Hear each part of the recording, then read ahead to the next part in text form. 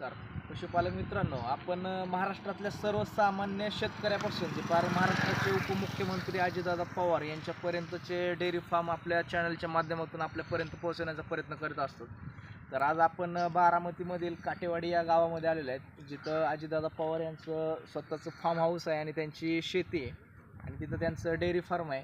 तर आज आपण आपल्या चॅनलच्या माध्यमातून अजितदादा पवार यांची शेती आणि अजितदादा पवार यांची विहीर, आपल्या महाराष्ट्राचे उपमुख्यमंत्री त्यांची विहीर आणि त्यांची शेती आपल्या चॅनलच्या माध्यमातून तुमच्यापर्यंत दाखवण्याचा प्रयत्न करणार आहोत.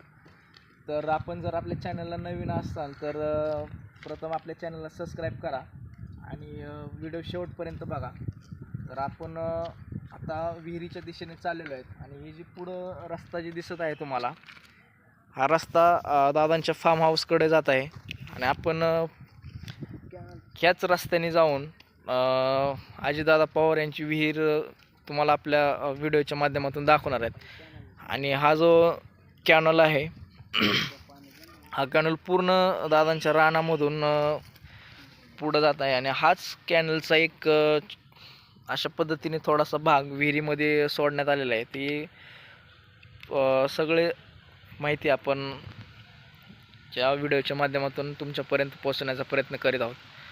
तर ज्या काही मित्रांनो, आपण आलेलो आहेत बारामतीमधील महाराष्ट्राचे उपमुख्यमंत्री अजितदादा पवार यांच्या फार्ममध्ये, त्यांच्या फार्म हाऊसवर आपण आलेले आहेत आणि आपण तुम्ही बघू शकता ही आपल्या महाराष्ट्राचे उपमुख्यमंत्री अजितदादा पवार यांची विहीर.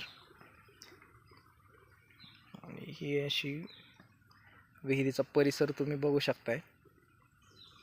बांधणी कशा पद्धतीची आहे ती पण बघा. त्या साईडला एक हे केलेलं आहे. अशी एकदम मोठा असा परिसर आहे विहिरीचा.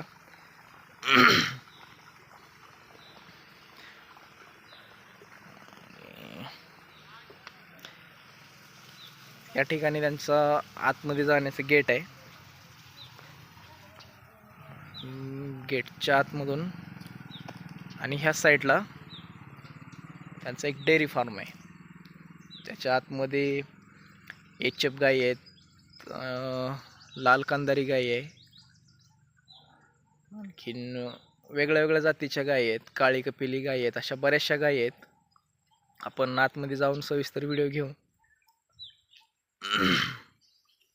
शेतकरी मित्रांनो, आपण काटेवाडीमध्ये आहेत, अजितदादा पवार यांची शेती बघण्यासाठी आलेलो आहेत आणि आपण आपल्या चॅनलच्या माध्यमातून तुम्हाला दाखवत आहेत कशा पद्धतीने शेतीचं नियोजन आहे आपल्या महाराष्ट्राच्या मुख्यमंत्र्यांचं, उपमुख्यमंत्र्यांचं. तर पूर्ण रानामध्ये ऊसाची लागवड केलेली आहे आणि आपला मेन उद्देश होता की डेअरी फार्म दाखवायचा. तर आपण बाजार फेरफटका या चॅनलवरती पूर्ण व्हिडिओ शूट करून टाकलेला आहे, तर त्याची लिंक मी डिस्क्रिप्शनमध्ये देतोच आहे.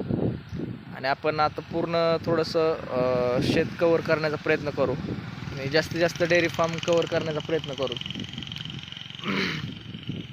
तर तिथं आज काहीतरी वैयक्तिक दादांचा काहीतरी कार्यक्रम असल्यामुळं आज तिथं जायला थोडंसं परमिशन नाही दिलेली. तर तुम्ही बघू शकता असं फार्ममध्ये जाण्यासाठी एक रस्ता आहे आणि दोन्ही साईडला नारळ लावलेले आहेत.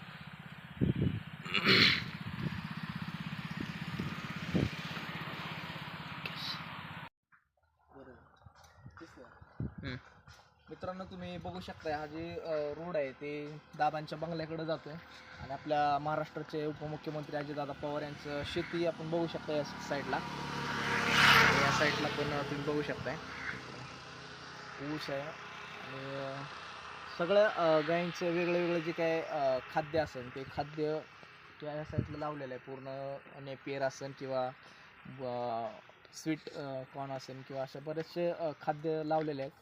आणि आता आपण त्यांची विहीर बघितलेलीच आहे. खाली कर.